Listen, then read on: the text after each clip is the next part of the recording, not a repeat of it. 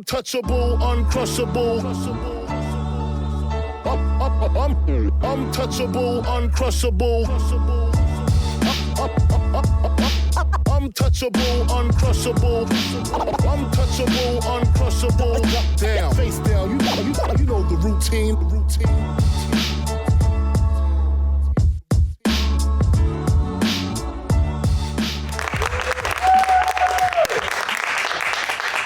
Hello, everybody. Welcome to another episode of Pan and Zoom, where we talk to filmmakers about filmmaking. Today, our guest is Hollywood writer Dale Launer, and we're going to dig into his origins, his inspirations, and his passions, and what's going on with him lately.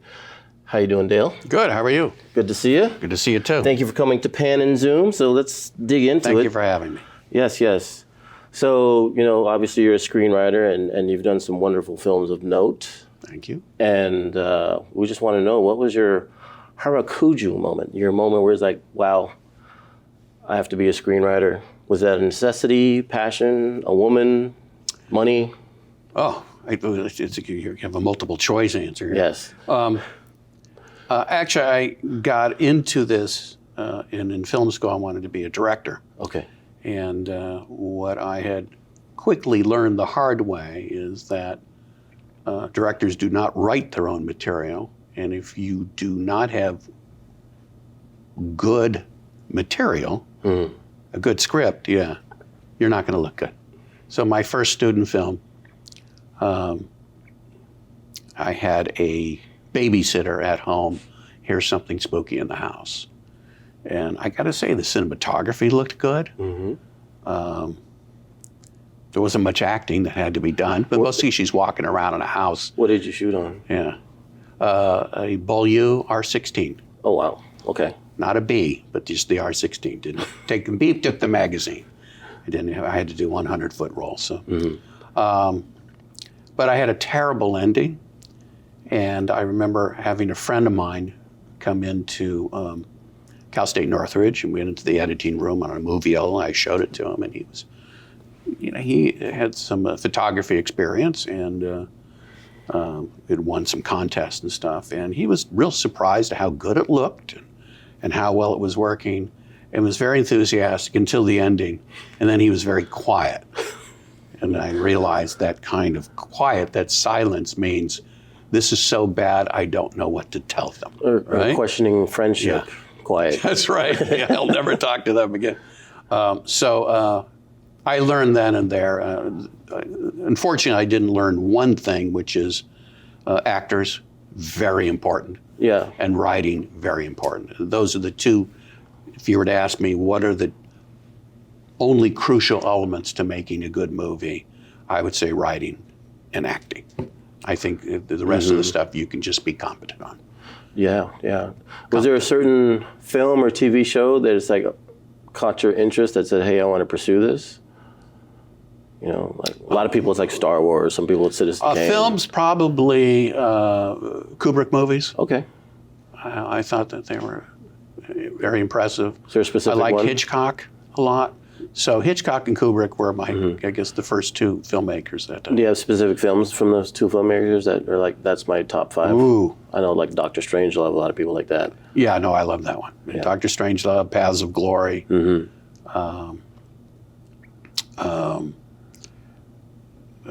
Lolita, the terrific Clockwork Orange, 2001, and and the movies after that. But those were the movies back then before I made the decision. That's awesome. Yeah, and the Hitchcock movies, I would say North by Northwest, one of my favorites, even still. Rear Window. So those movies were influential for me. What were about those films that it's like, oh, I want to try and do that? Was there something stylistically or? Stylistically, I liked what Hitchcock would be very creative with the camera and do interesting things there. And but also the writing was usually very sharp, especially on North by Northwest, which was a thriller that was funny, a romantic thriller. It was sexy. It was just, I thought it was just hitting on all 8 cylinders. So But Kubrick's movie had a certain look to them. And the more you study them, the more you start seeing that look You see the show up. commonalities, I guess what they call it, an auteur. Yes. You know? Yeah. Well, yes. But he started out as a photographer. And so he had and as a photographer, he wasn't like a studio photographer. So he wasn't somebody that when he was working for Look magazine, he didn't come in and bring in lots of lights. He was just trying to use the light that was available. Yeah. So his movies have a real natural look to them. And I like that. I like that look. Yeah, I do too. Yeah. So when you started screenwriting, did you go to class for it, or did you kind of do your own thing? Did you have like, I went like to Cal State Northridge, and I floundered along in a variety of departments.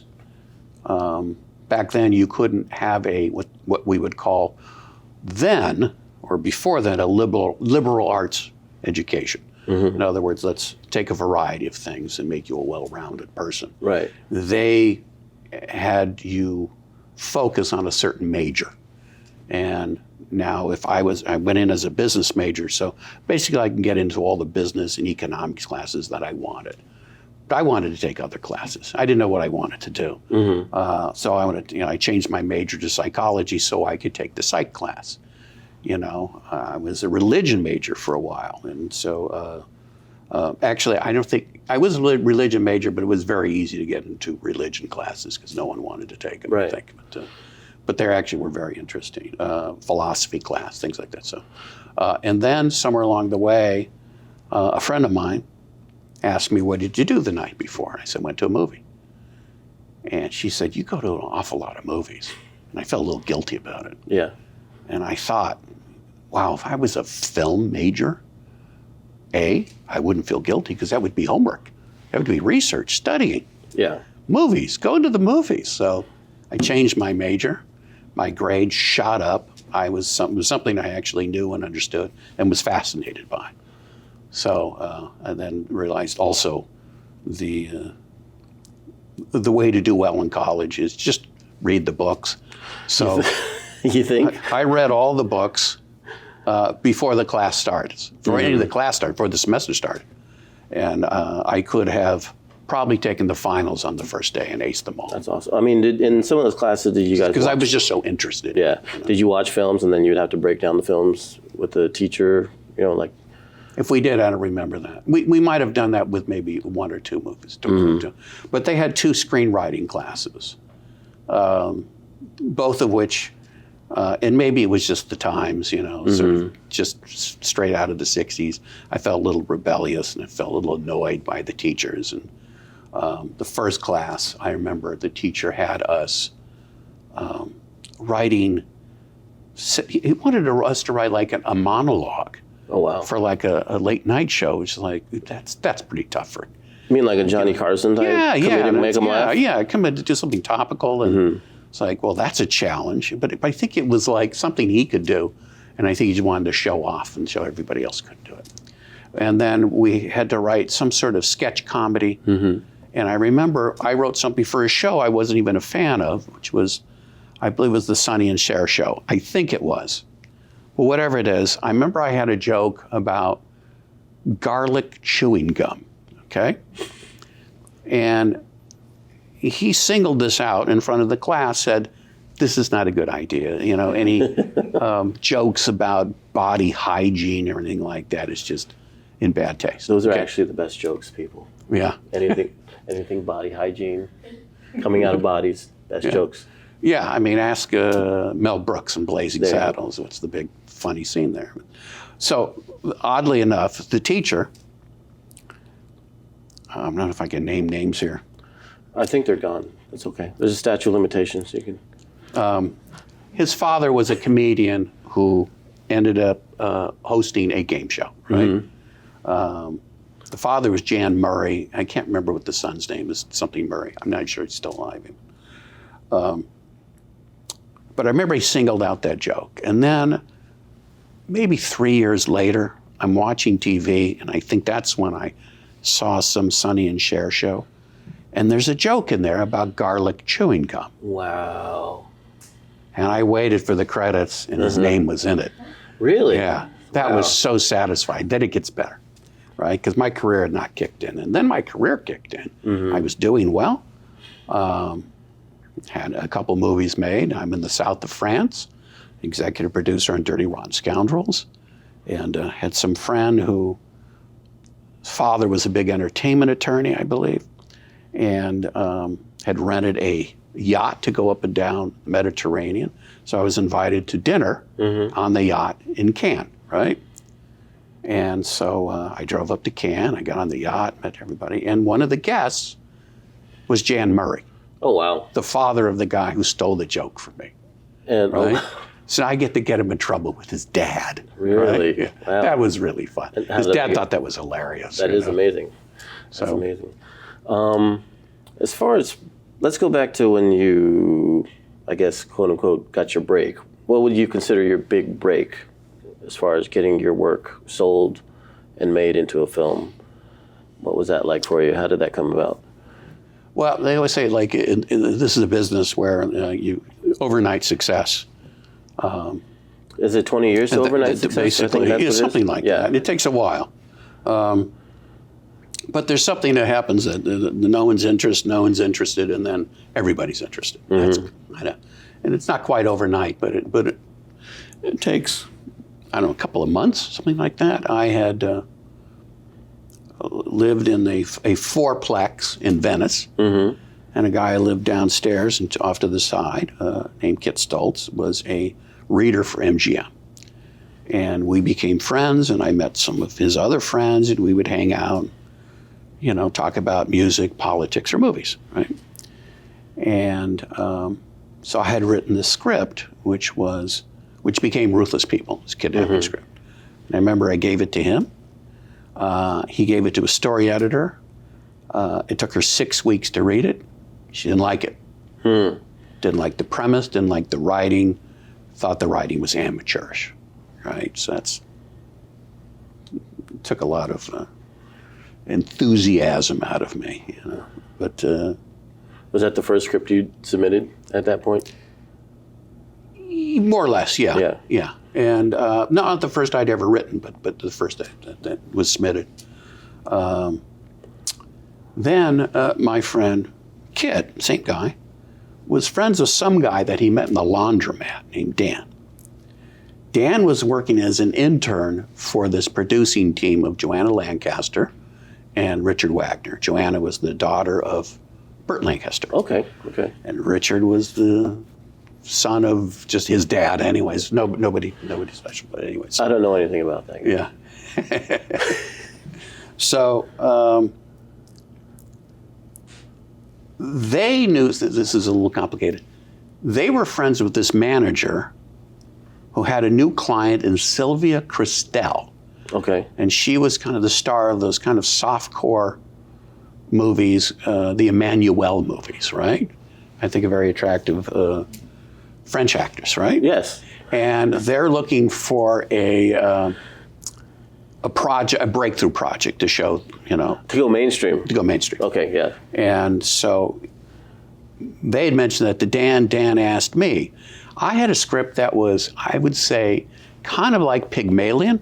A little more modern day. I call it a black comedy, but it was, but it would certainly be suitable for her. So because it was a character, and in some ways it was also a little similar to Pretty Woman. But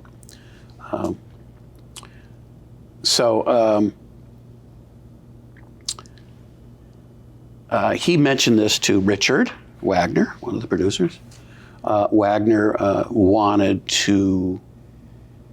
me to put together something, write something. And I'd already been burned a couple times in the past, and I said, I don't write anything for anybody for nothing. When you say burned, did they ask you to write something on spec and then they kind of double billed you? Yeah, that happens a lot. To try and get material from wannabe writers or forthcoming writers, write it on spec, that means they'll write it for free. And then they'll take the material, and then, you know, if you don't sign a contract or handle your business, you can kind of get shoe-shined. Yeah, especially if the material is based on property you don't control, you don't own. Yeah. So if it's your own story, you pitch it, and you write on spec, you can still own it. Yeah. But if it's based on something else, they've got you over a barrel. So I did that once, and somebody I've done was, it too. So. yeah, and it was a bad experience, and they were unbelievably rude, you know, when the time came. So it's a long story. I'll tell you some other time. Can we name all those people right now? Yeah. No, okay. I'm just kidding. So so back to, so I told Dan to tell Richard, the producer, Richard Wagner, that no, I'm not going to write anything on spec or put anything together. But if he wants to meet me, I'll pitch the story, and we'll see if he's interested. So we had a meeting. I remember we went out, had Chinese food, got along fine, and then he asked to read 2 scripts of mine. That script I told you about actually was half written.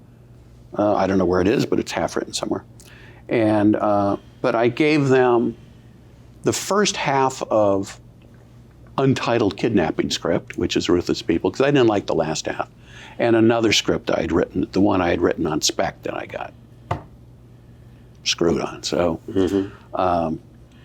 and then I came back the next day, my answering machine, the light was flashing, and he said they read the spec script, or I'm sorry, the first script, the one I wrote on spec, and not spec, on for nothing.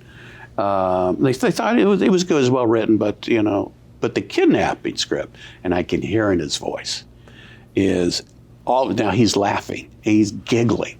He said, "We love this. Yeah, the twists and the turns, and it's so mean and venal, and we love this." So forget about the other script, you know, the Pygmalion script. We want to option this, and we want to pay you to finish it. Okay. And which fulfilled a fantasy of mine, which is to give somebody half of a script, and they like it so much, they'll pay me to read the next half, all right? I mean, that's a crazy fantasy, but that's kind of what happened. It's very specific, and it came true. And it came true. And, you know, when a script is optioned, it's, to everybody out there, basically a production company or actor, they basically pay you a fee to hold on to it for a certain amount of time in order to see if they can get it made, produced, and the writer gets a nice chunk of money. And in his case, he got a chunk of money to finish the second half of the script. Yeah. Which is a win-win. So we did a deal to finish it. I was a very fast writer, and by the time the deal was done, I'd already finished the script. I remember he asked, can I read it first? I said, you have to pay me. Yeah. Right. He laughed. And then I remember he gave me a check. The check had to be there. Then I gave him the script. Yeah. Right.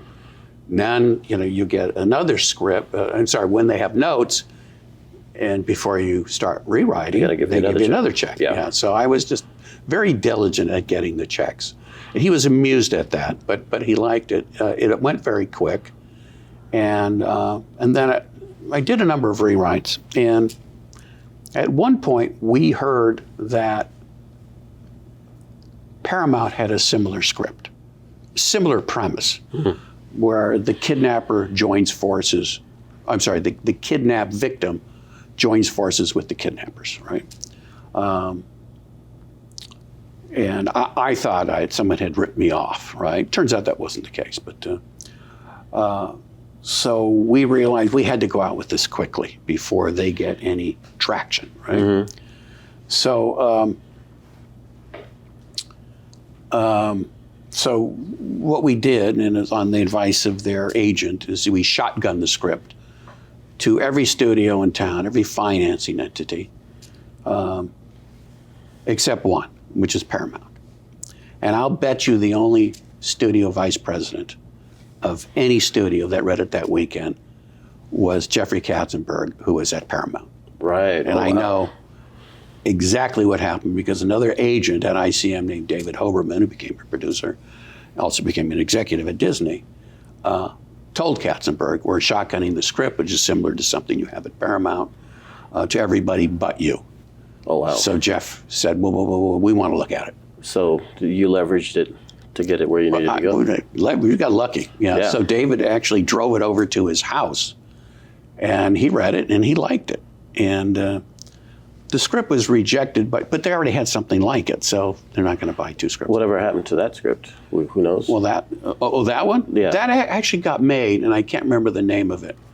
It was shotgun around town, and every studio in town rejected it, which is hugely disappointing. Then we said, okay, we're going to attach a director. We'll package it.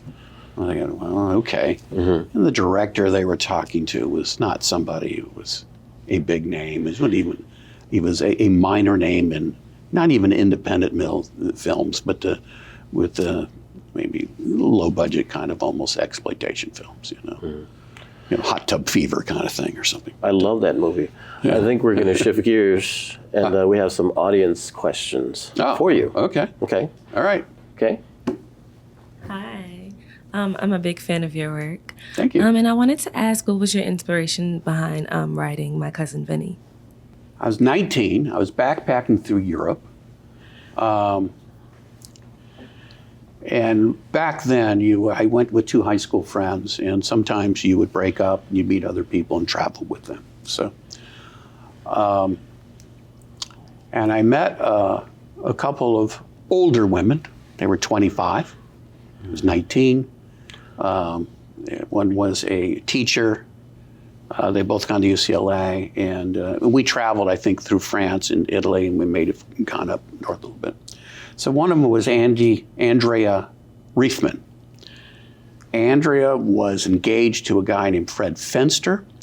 So when I got back into LA, I remember having dinner. I remember meeting Fred. Fred had gone to UCLA Law School, Phi Beta Kappa, and had taken the bar and was waiting for the results. And so I asked him, I said, what happens if you don't pass? Well, Fred was going to pass. I mean, that was how it's going to be, sorry.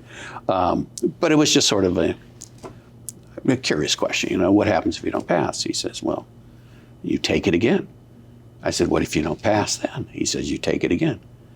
Well, how many times can you take the bar? How many times can you take the bar? And he says, as many times as you want. So, well, what's the most someone has taken it, failed, and then finally passed? And he said 13 times. It's funny how law students seem to know that. Mm-hmm. That's the bar you do not want to pass over, right? So I said, it would be funny if, I think you're driving through the Deep South and you're arrested for a murder you didn't commit, and the only lawyer you can use is that lawyer. Right. So I was just making a joke. I wasn't interested in writing films or making movies at the time.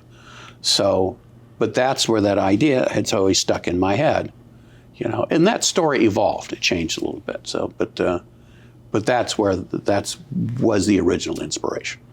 That's awesome. I guess that kind of leads me to another question. When you create your stories and your characters, how based are they in reality or situations that you've encountered in real life? Like, are characters of, I'm going to make a character about this person. Well, that's be a long, involved answer, and I have to think of a variety of different things. So I think of different scripts that I've written, and that like, something for instance, would happen. If we stick on My Cousin Vinny, you had Fred Fenster. Yeah. Like, who was the inspiration for like Marissa Tomei's character? Or the prosecuting attorney. Well, the two Ralph Macchio's character. I was friends with this couple. Mm-hmm. One was a woman named Nancy Boykas, who I knew from junior high and high school, and she was living with a songwriter wannabe named Staples Burkhart. Mm-hmm. And you'd go over to their house, their apartment, and sometimes they would turn arguing into kind of an art performance thing, where they would argue with each other viciously, unbelievably viciously. And you're just sitting there watching? Yeah, and everybody's thought, they would do that for their friends' amusement at times, apparently. And like one of them might say something to the other so you can't think they can get out of it, right? That this happens, this must be the end of this relationship. But, and then Nancy would like smile and laugh and go, oh, that was a good one, okay? And so they would pull themselves out of the argument and sort of critique each other's argument and have fun with it. So the idea that they would argue for fun, I thought might be interesting for Vinny and Lisa to argue for fun. It also shows that he's in tune with cross-examination. So that's where the scene, the dripping faucet scene, came from, right? Where he says, you know, he's trying to read this book, and then he hears and he says, "Is that a drip I hear?" Yeah. She goes, "Yeah." Well, why? You know, why am I hearing that? What? Well, you last used the faucet, right? Yeah. Well, you didn't turn it off? She said, "No, I turned it off."